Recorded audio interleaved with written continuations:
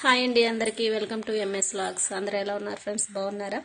అందరికీ good evening. అందరూ బాగుండాలి, అందులో మనం అందరం ఉండాలని ఆ భగవంతుని మనస్ఫూర్తిగా కోరుకుంటూ అందరూ టీలు కాఫీలు తాగారా ఫ్రెండ్స్? నేనైతే టీ పెట్టుకుంటున్నాను.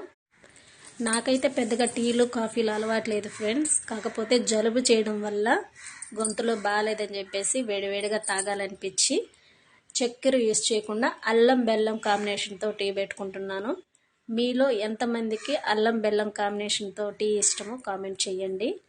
నేనైతే ఎప్పుడైనా తాగాలనిపిస్తే అల్లం బెల్లంతో కాంబినేషన్తోనే పెట్టుకొని తాగుతాను, చక్కెర యూస్ చేయను.